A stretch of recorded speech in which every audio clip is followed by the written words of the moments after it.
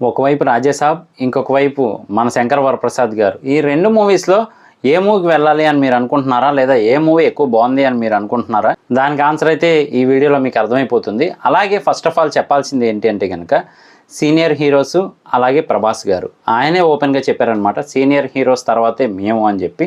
So వీళ్ళిద్దరికీ competition అని కాదు, కానీ మనం చూడదగ్గ మూవీ లేదా మనం కొన్న టికెట్కి 100% వర్త్ అనుకున్న మూవీ ఏది అనేది అయితే ఈ వీడియోలో తెలుసుకుందాం. ఫస్ట్ ఆఫ్ ఆల్ అయితే రాజాసాబ్ మూవీ విషయానికి వస్తే నేను కూడా ఈ మూవీని చూసి మోసపోయాను. అదేంటి అంటే కనుక ఆ 8 minutes క్లిప్ ఏదైతే ఉందో అది ఫస్ట్ డే కూడా రిలీజ్ చేయలేదన్నమాట.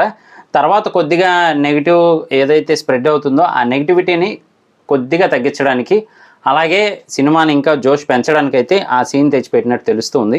నిజానికి ఆ గెటప్ కోసమే నేను వెళ్ళాను మూవీకి. ఓపెన్గా చెప్పాలంటే ప్రభాస్ గారు ఆ గెటప్లోకి మారిన తర్వాత ఎలా యాక్ట్ చేస్తారు ఏంటి, చాలా బాగుంది కదా ట్రైలర్లో, టీజర్లో అన్నింటిలో అని అయితే వెళ్ళాను. కానీ అది అక్కడ చూపించలేదనమాట. దానికైతే మాత్రం నేను కూడా చాలా బాధపడ్డాను, ఏంటి ఇలా చేశారు అని చెప్పి. అలాగే చాలామంది ఫస్ట్ డే వెళ్ళుంటారు, ఇంకా ప్రీమియర్ షోలకు కూడా వెళ్ళుంటారు 1000 పెట్టి 600 పెట్టి ఇలా అయితే మాత్రం. సో నిజంగా వాళ్ళకైతే బాధాకరం అని చెప్పచ్చు. కానీ ఏదేమైనప్పటికీ మళ్ళీ యాడ్ చేశారని అయితే తెలిసింది, కానీ నేనైతే వెళ్ళలేదు, ఇక ఓటీటీలోనే చూసుకుందాం అలా అని చెప్పి. కానీ ఓవరాల్గా అయితే మాత్రం అది ఒక మైండ్ గేమ్కి సంబంధించిన మూవీ అని అయితే చెప్పొచ్చు. అంటే మిగతా కాన్సెప్ట్ వేరే వేరే ఉన్నప్పటికీ కూడా ఒక సైకలాజికల్గా ఎలా అసలు మనిషిని మనం మార్చచ్చు, ఎలా కంట్రోల్లో చేసుకోవచ్చు అనేది కూడా బాగా చూపిస్తారు ఆ మూవీలో. సో ఆ సీన్ లేదు కాబట్టి నేను వెళ్ళినప్పుడు నాకైతే మాత్రం కొంచెం డౌన్ అనిపించింది, అంటే ల్యాగ్ సీన్స్ ఎక్కువగా ఉన్నట్టు అనిపించింది.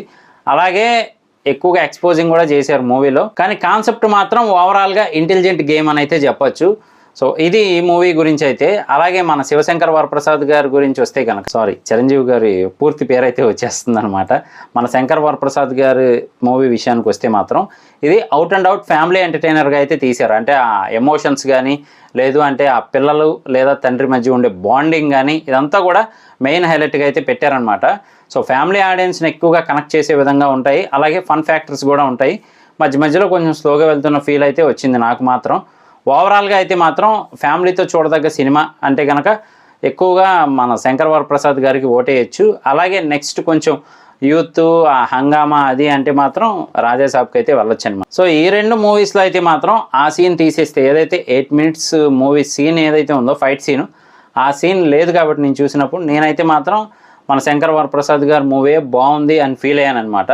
కానీ ప్రభాస్ గారి యాక్టింగ్ మాత్రం హాస్పిటల్ సీన్ ఒకటి ఉంటుంది, అక్కడ నెక్స్ట్ లెవెల్లో యాక్ట్ చేశారు. ఇన్నాళ్ళ తర్వాత నాకు మిర్చిలో అలా అనిపించింది, వాళ్ళ అమ్మగారు చనిపోయినప్పుడు ఒక సీన్ ఉంటుంది అనమాట, అలా అనిపించింది. మళ్ళీ ఇన్నాళ్ళ తర్వాత ఆయన ఆ రేంజ్లో అయితే నటించారు, అంటే ఆ ఎమోషన్స్ని పండించడం అదంతా కూడా. సో ఓవరాల్గా ఇది రెండు మూవీస్లో అయితే కనుక నాకు అనిపించింది. మరి మీరు చూసింటే కనుక మీకే మూవీ ఎక్కువగా నచ్చింది అనేది కింద కామెంట్ చేయడం మర్చిపోకండి. సో మీ డౌట్స్కి అయితే ఒక క్లారిఫికేషన్ వచ్చిందని అనుకుంటున్నాను. ఫ్యామిలీ ఎంటర్టైనర్ పరంగా అయితే మన శివశంకర్ వరప్రసాద్ గారు, అదే మన శంకర్ వరప్రసాద్ గారు. లేదు అంటే కనుక రాజాసాబు ఇప్పుడు 8 minutes క్లిప్ కూడా యాడ్ చేశారు కాబట్టి నెక్స్ట్ లెవెల్లో ఉంది అని అయితే అంటూ ఉన్నారు. చూడకపోతే ఒకసారి చూడడానికి ట్రై చేయండి, ఇది నా ఒపీనియన్ మాత్రమే. ఇలాంటి వీడియోస్ మన ఛానల్లో వస్తూ ఉంటాయి, మిస్ అవ్వకుండా ఉండాలంటే ప్లీజ్ సబ్స్క్రైబ్ చేసుకోండి. అలాగే వీడియోని లైక్ చేసి సపోర్ట్ చేయండి, ఇన్స్టాగ్రామ్లో ఫాలో చేయండి. నేను మీ ప్రసాద్, మళ్ళీ నెక్స్ట్ వీడియోలో కలుస్తాను. Love you all.